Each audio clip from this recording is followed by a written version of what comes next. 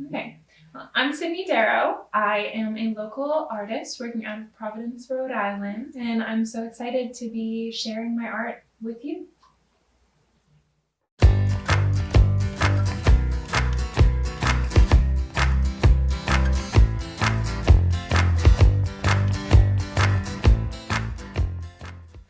I grew up very close to the Collaborative in Tiverton, Rhode Island, and funny enough, my main teacher, who has taught me pretty much everything I know, is actually Adam Tracy, who is one of the founders and members at the Collaborative. So shout out to Adam.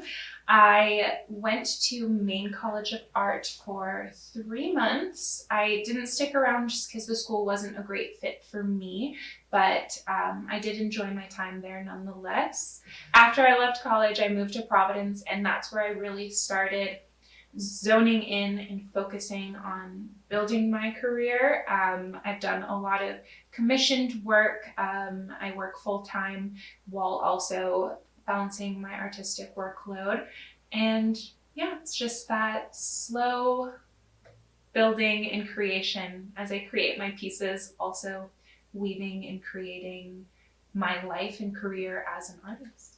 I work in a lot of different mediums, but the main four are oils, acrylics, inks, and charcoal. I do a variety of different work. I really enjoy combining realism with abstract, organic nature material. And for me, it's very emotional and it's incredibly personal. For example, I like to talk about that painting in the top right corner, which is called Until After. The reason it's titled Until After is because it is a representative of my entire life until after I finished that painting. And so there's a lot of hidden depth that isn't totally represented in an obvious way. So the person is me. There's the realism there, but the abstraction is really all of the emotions and the memories that I've held on to for so long. So that painting is holding all of those memories for me, and that combination I think is so important, combining this outer external world with that internal world that other people can't really see. My inspiration comes from a variety of sources. The first name that comes to my head in terms of artists is Andrew Tischler. He is a realism landscape painter, and he's taught me a lot about light sources and form and shape, and so he's been an incredible educational source for me.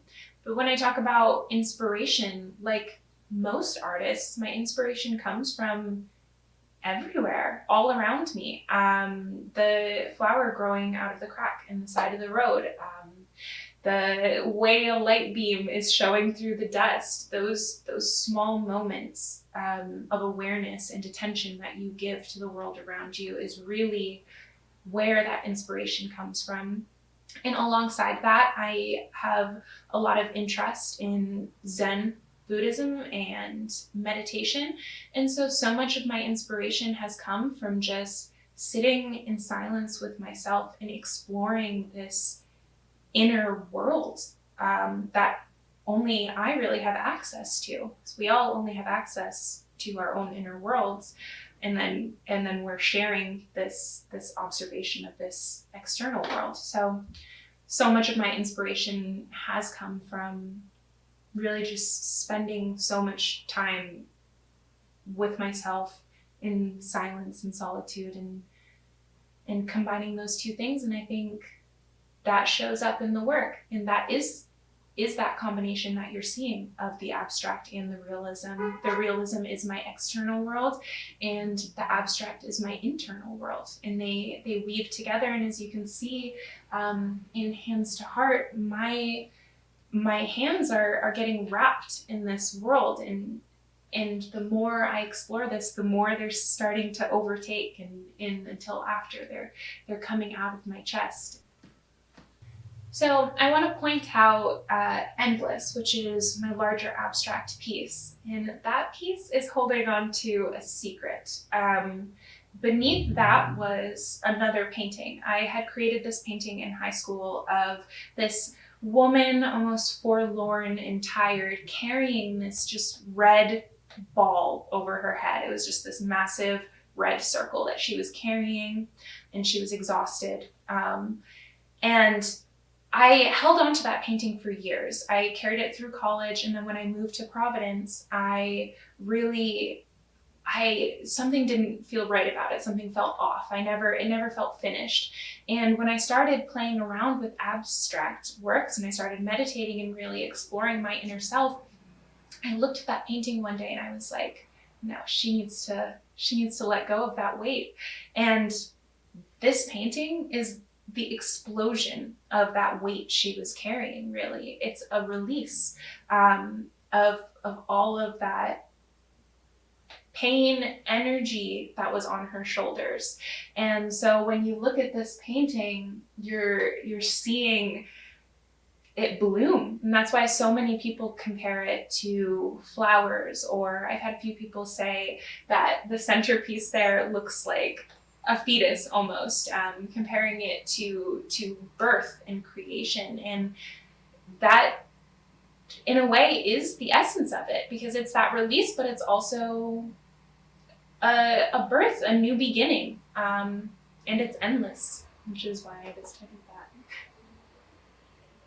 5 years from now, with my physical work, I of course want to continue to improve in my technique, in my combination of the abstract and the realism.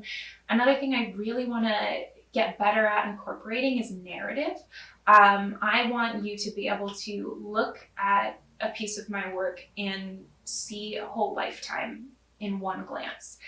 That is the goal at the end. I want a whole story in one painting.